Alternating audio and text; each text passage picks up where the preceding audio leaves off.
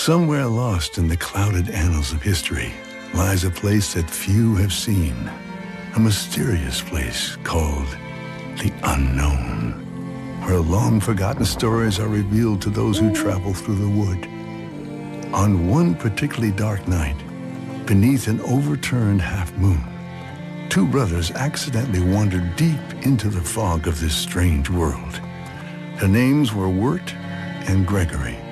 As the boys began to realize just how lost they were, they suddenly heard the sound of a cleaving axe echoing through the otherwise silent forest. Greg! Greg! Welcome to the unknown, boys. You're more lost than you realize. The woodsman, who seemed to know every inch of the forest, pointed the brothers in the right direction. Soon they were back on the path towards home.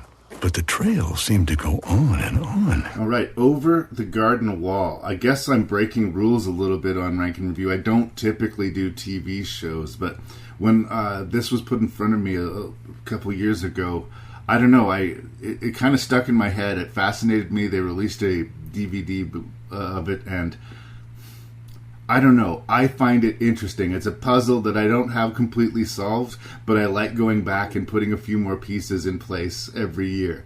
It's a great Halloween time view as far as I'm considered. Like the autumn aesthetic, the Halloween aesthetic, the sort of grim fall, but it's still a cartoon. It's still safe.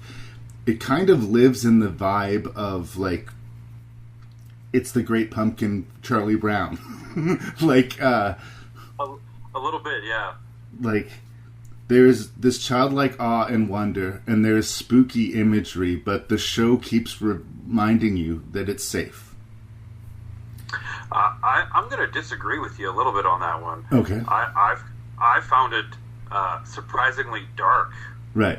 Like it's probably a bit of a Rorschach test type of thing, but after I had watched the whole thing, I was like, ooh, that was pretty dark stuff.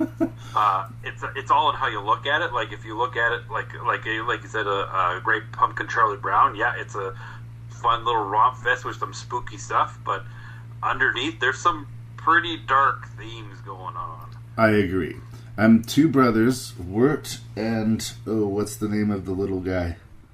Gregory, yeah. Gregory. They are lost in this place called the Unknown, and they are hunted by this creature called the Beast. And they're wearing these weird Halloween costumes, and we kind of sort of land in the middle of things. Where are they? Why are they here? Why are they lost? How are they going to find their way home? And we meet a series of increasingly sinister characters.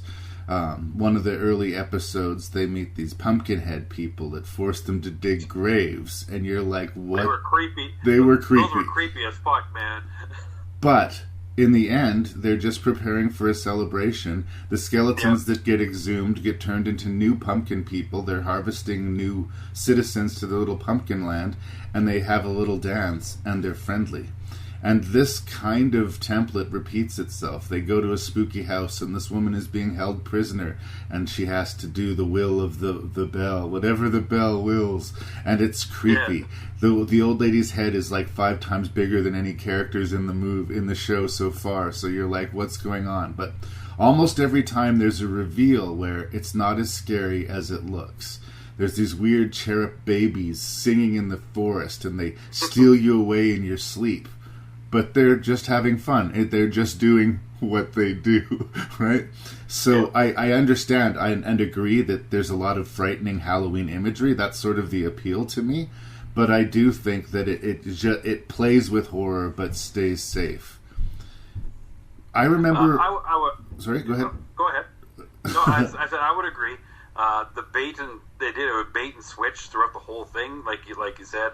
But even the ending, which is why I find it so dark, they did the bait and switch because it felt to me like they're saying the whole series is safe, and then they flip it on its head by saying, by the way, spoiler alert, that these kids almost drowned, and this was like a near-death hallucination type thing, and I'm like fucking shook. Yeah. Well, and that's it. They do answer it, and I do think it would be frustrating if they just left them and they were still wandering in the unknown and we never really understood what it was about. And yeah, we talk spoilers here, and I think it becomes increasingly obvious that they're in some in-between place. That intuitively came to me. But yes, they're in this in-between land of life and death, and the younger brother is representing optimism, and the older brother is representing sort of giving up and doom and gloom.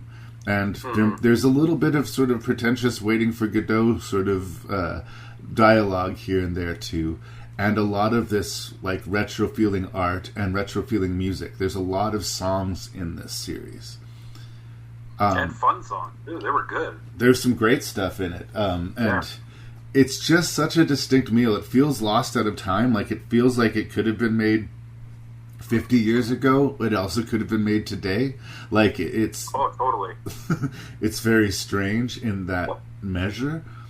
But I think that go ahead, brother. Oh, I was just going to say, I got a lot of different influences. There was definitely there was like a Wizard of Oz kind of influence. Definitely, it felt like a little, what am I thinking of? A touch Watership Down, like the rabbits. Like, not quite as overtly scary, obviously, but it just had that feel to it. Like there was something dangerous lurking underneath the surface that didn't rear its ugly head, but it could have. The sort of Edward Gorey macabre vibe, but that doesn't quite fully pull the trigger on it. It aired on Adult Swim. It's 11 or 12-minute episodes each. And if I could change one thing is the format of it. I wish this was just one movie that we could press play on that would run for whatever, the 100 minutes, and then we got all of the credits. It would still feel very episodic, and we would, know it for what it is. But I do, when you watch the whole story DVD, I find it frustrating that every 12 minutes everything stops and we get the credit sequence over again. And it really ruins the flow, it does. When we talked about Dead Set, remember forever ago we talked about that zombie miniseries Dead Set? Oh, yeah. I felt the same way about that. If I could get an edit of Dead Set where they just edited all of the episodes together and then ran the credits, it would really improve the viewing experience of it. But really, you could even put like a chapter card before the next sequence, but just just don't cut it off so abruptly. Yeah. But really, that's where my complaints are. The thing about this movie or miniseries or whatever you want to call it is that I was kind of knocked over by it. I was knocked over by the imagination in it. I was knocked over by the style of the animation, the weird retro. I love how it's Halloween sort of come to life. It doesn't, it's set on Halloween in that they have their accident on Halloween night, but you don't really necessarily know that that's what the show is about until you kind of get there. And I can't help but wonder what I would have thought of it if I saw it as a child. I suspect that I would... That's exactly it, right? Yeah. I suspect I still really would have liked it, but I would have maybe been more afraid of it and fascinated by it. And just like I am now, wanting to go back. This has become... it's only been 2 Halloweens, but it's sort of become an autumn tradition of mine to revisit Over the Garden Wall and see if I can get a little closer to it. And that's the kind of relationship I have with it. Over all the movies I'm talking about this week with my animation episode, this is the one that I have the least answers for, but that I may end up watching the most. So I'm a big fan, but I knew I just kind of threw this on your lap. It sounded like you'd never heard of it, so I'm really curious. Never heard of it before, no. And I really liked it because it didn't really, it left me questioning. It's left me wondering, like I wanted to go back to rewatch it. I haven't rewatched it yet, but I want to go back to rewatch it, knowing what I know, and just trying to take out what I can out of it, and seeing the boys on their journey with different eyes. Yeah, because I'm not sure exactly what the beast represents necessarily. Yeah, exactly. Like does it represent fear, anxiety? What's with the woodsman? Yeah. Yeah, The woodsman is a protective figure, but also frightening. Yeah. Voiced by Christopher Lloyd, by the way, who I love. I always love hearing Christopher Lloyd. And they got John Cleese and Melanie Linsky and Elijah Wood. There's interesting voice talent in this show.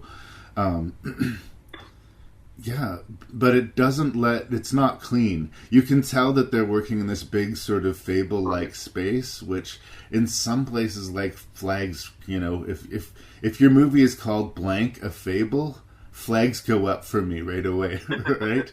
Yeah. Whereas this the one movie does... should speak for itself. That's right.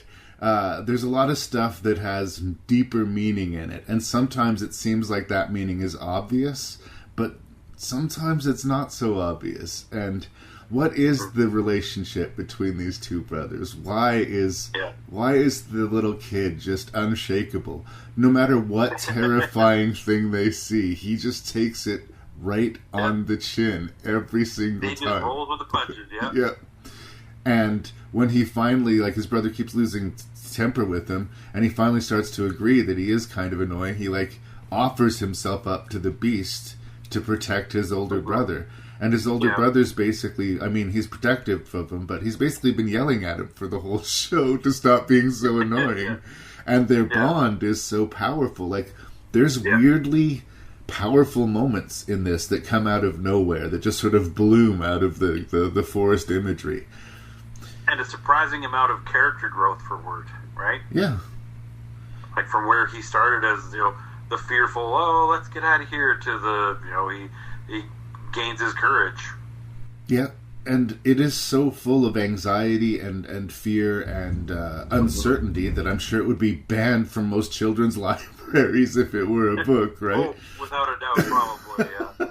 But I like that it's not talking down to kids. Also, on it airing at Adult Swim, I'm not sure when it aired, but usually these things are pretty late at night, and they run on a block of, other absurd, bizarre comedy. I feel like this is one of those things that could find an audience slowly over time.